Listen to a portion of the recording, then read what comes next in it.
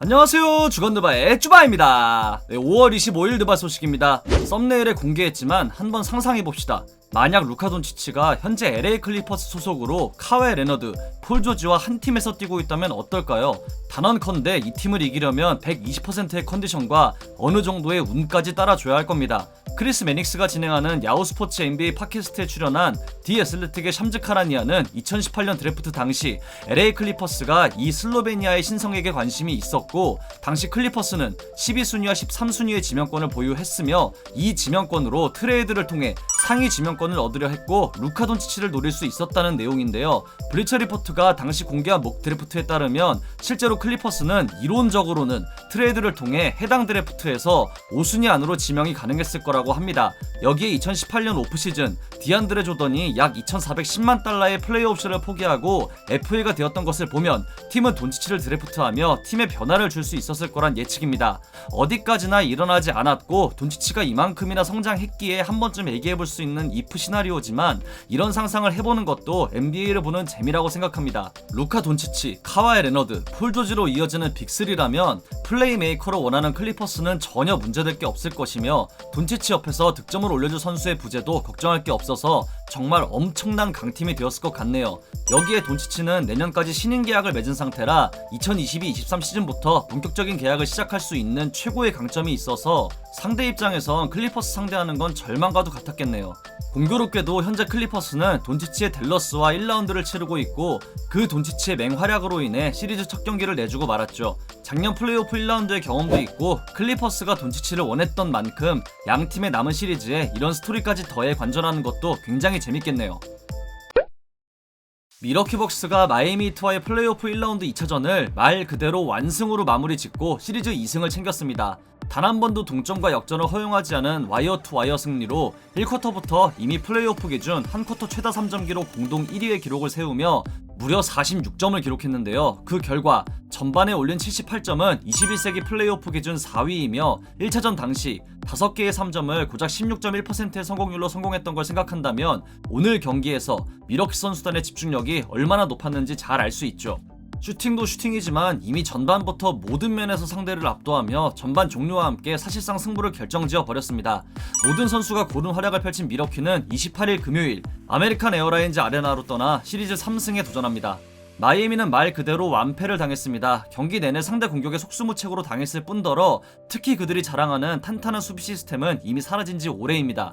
그나마 다행인 점은 드웨인 데드먼과 뱀 아데바요를 동시에 투입하며 일명 피지컬에서 밀리지 않기 위한 에릭 스포엘스트라 감독의 선택이 나쁘지 않았다는 점이겠네요. 물론 나쁘지 않다는 거지 절대 좋다는 건 아닙니다. 에이스 지미 버틀러가 살아나지 않는 이상 3차전도 힘든 경기가 예상됩니다. 덴버 너게츠가 포틀랜드 트레일 블레이저스와의 2차전에서 승리하며 시리즈를 1대1 동점으로 만들었습니다. 정규 시즌 홈경기 25승 11패로 리그 전체 7위를 기록했던 만큼 그 위험을 다시 보여준 경기로 베테랑 폴 밀셉의 깜짝 활약과 3쿼터 에런 고든의 데미안 릴라드 방면 수비, 10분 동안 코트를 휘젓고 다닌 롤플레이어 샤킬 해리슨 등 모든 선수가 고른 활약을 하며 2차전을 잡았습니다. 물론 이 중심에는 니콜라 요키치가 있었죠. 32분도 뛰지 않고 이런 스탯을 기록했는데요. NBA 역사상 35점 이상을 올리며 야투율 70% 이상, 3점 성공률 50% 이상, 자유투 100%를 기록한 빅맨은 2016년 라마커스 알드리지 이후 요키치가 처음입니다. 마이크 말론 감독 역시 흐름이 넘어갈 뻔한 2쿼터 막판, 작전 타임과 함께 점수를 벌리는 등 뛰어난 지략을 보였습니다. 아무리 자말 머레이가 이탈했지만 이 팀은 지난 플레이오프 돌풍의 주역이자 서부 컨퍼런스 파이널에 진출했던 강팀이라는 걸 인지하고 있어야겠네요. 포틀랜드는 2쿼터 당시 데미안 릴라드가 미친듯한 퍼포먼스를 보이며 경기 주도권을 다 뺏어오는 듯 했지만 아쉽게도 승기를 잡진 못했습니다. 릴라드는 전반에만 3점 8개를 폭발시키는 무시무시한 파괴력을 보였는데요. 이는 역대 NBA 플레이오프 기준 전반 최다 3점 기록이었습니다. 3쿼터부터 약 15cm가 큰 고든의 수비에 고전하며 분위기를 이어가진 못했지만 플레이오프 릴라드의 면모는 충분히 보여줬네요. 어수선한 분위기와 함께 이어진 연속 파울 등 전반적으로 상대에게 말린 포틀랜드가 28일 금요일 홈에서 다시 주도권을 빼앗아 올 수 있을지 지켜봐야겠습니다. ESPN의 에드리안 워즈나로스키에 따르면 NBA가 미드시즌 토너먼트 논의를 다시 시작하려고 하며 아담 실버 총재는 성공적이었던 플레인 토너먼트로 인한 추진력으로 이 의견에도 낙관적인 모습을 보인다고 합니다. 이 토너먼트에서 승리한 팀은 약 100만 달러의 상금을 받게 되며 이게 실현되려면 3분의 2를 넘는 구단과 NBA 선수협회의 합의가 필요하다고 하는데요. 자세한 내용은 업데이트 되는 대로 계속 언급하도록 하겠습니다.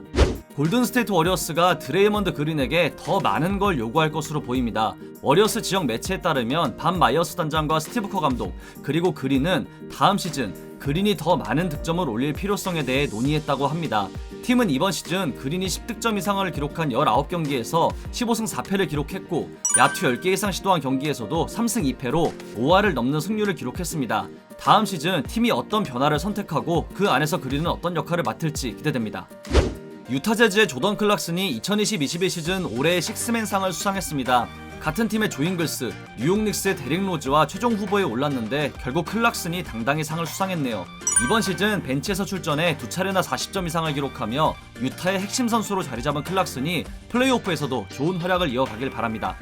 어제 유타 재즈가 멤피스 그리즐리스에 패하며 시리즈 첫 경기를 내주고 말았죠. 멤피스가 워낙 잘한 것도 있지만 유타는 에이스 없이 경기를 치렀고 에이스인 도노반 미첼은 구단이 본인의 출전 여부를 늦게 결정한 것에 화가 났다고 밝혔습니다. 미첼은 본인은 경쟁하고 뛸 준비가 되었다고 얘기를 했지만 안타깝게도 팀은 휴식을 부여했다고 했습니다.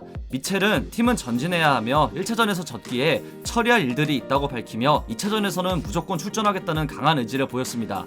특히나 큰 무대에서 강한 미첼이기에 플레이오프 경기를 놓친 게 정말 답답했던 것 같네요. 2차전에는 출전해서 작년 플레이오프에서 보여줬던 말도 안 되는 퍼포먼스로 분위기 반전에 성공하길 바랍니다. LA 클리퍼스와 댈러스 매버릭스는 현재 플레이오프 1라운드를 치르고 있고 댈러스가 루카 돈치치의 활약에 힘입어 1차전 승리를 가져갔죠. 돈치치는 1차전 당시 미스매치를 살린 적절한 득점과 더블팀이 붙었을 시에는 뛰어난 패싱 능력을 활용해 클리퍼스 수비를 말 그대로 농락했습니다. 특히 이비카 주바치와의 미스매치에선 무려 16점을 넣었는데요. 타이론 루 감독은 경기에서 계획대로 플레이하지 않았고 잘못된 의사소통으로 인한 실점이 많아서 창피했다고 한 만큼 다음 경기에서는 카와이 레너드를 돈치치에 붙일 수 있다는 가능성을 언급했습니다. 루 감독은 레너드가 공격적으로 많은 짐을 짊어져야 하고 팀은 돈치치를 막을 수비수를 3-4명 보유하고 있지만 2차전에선 모두가 궁금해하는 모습을 볼 수 있을 거라고 했습니다. 리그 최고의 수비수 레너드가 과연 초절정의 기량을 뽐내는 돈치치를 잘 막을 수 있을지 내일 있을 양팀의 2차전이 너무 기대됩니다. 오늘 돈치치 얘기가 많네요. 23일 댈러스가 클리퍼스의 승리를 거둔 후 릭 칼라일 감독은 인터뷰를 통해 지금은 돈치치의 해라며 가장 똑똑한 선수 중 한 명이라고 극찬했습니다. 돈치치는 경기 후 클리퍼스가 더블팀을 하지 않으면 공격하고 더블팀을 오면 오픈된 동료를 찾아야 한다며 전체적으로 경기를 읽을 수 있어야 하는 점을 강조했는데요. 26일에 있을 2차전에서도 좋은 경기를 기대합니다. 드레이먼드 그린이 작년에 ESPN을 통해서 했던 말이 화제입니다. 그린은 데빈 부커가 피닉스 선즈를 떠나야 한다고 했었는데요. 부커는 훌륭한 선수이기에 이길 수 있는 팀으로 가야 하며 피닉스에 머무르는 건 그의 커리어에 좋지 않다는 내용이었습니다. 네, 현재 부커는 플레이오프에 진출해 어제 경기에서 LA 레이커스를 상대로 1승을 거뒀고 드레이먼드 그린은 휴가를 즐기고 있습니다. 매직 존슨이 트위터를 통해 어제 레이커스의 패배를 언급했습니다. 매직은 레이커스가 골든스테이트 워리어스와의 플레인 토너먼트에서 경기를 잘 하지 못했고 이게 어제 경기까지 이어졌으며 동기화되지 못했고 공격적인 리듬이 좋지 않았다고 했습니다. 이어서 매직은 데빈 부커와 디안드레 에이튼이 뛰어난 활약을 보였다는 트윗까지 올렸는데요. 레이커스에서 커리어를 마감했고 프랜차이즈를 대표한 슈퍼스타가 후배들의 패배를 보고 많은 생각을 했나 보네요. 보스턴 셀틱스의 제이슨 테이텀이 최근 밀리언 달러스 월스 오브 게임과의 인터뷰를 통해 현 리그 최고의 선수 5명을 언급했습니다. 테이텀이 뽑은 5명은 LA 레이커스의 르브론 제임스와 앤서니 데이비스, 브루클린 네츠의 케빈 듀란트와 제임스 하든, 마지막으로 골든스테이트 워리어스의 스테픈 커리였습니다. 테이텀이 이들을 뽑은 이유는 우승한 선수들이고 이들을 존중한다고 했는데요. 하든의 경우 우승 경험이 없지만 타 선수들과 다른 선수라는 걸 언급했습니다. 이어서 테이텀은 본인이 가장 맞기 힘든 3명의 선수를 알려달라는 질문에 스테픈 커리와 케빈 듀란트 그리고 카이리 어빙을 언급했습니다. 현재 플레이오프에서 본인이 생각하는 최고의 선수들과 맞기 힘든 선수들과 시리즈를 치르고 있는 테이텀이 내일 있을 2차전에선 어떤 경기를 보여줄지 지켜봐야겠습니다.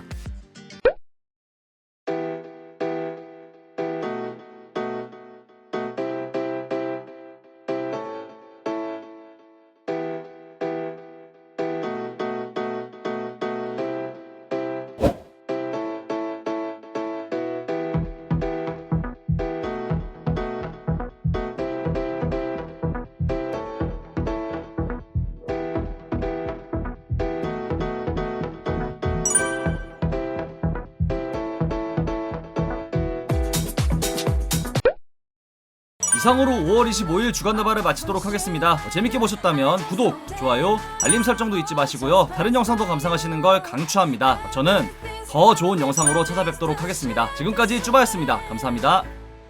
If you're together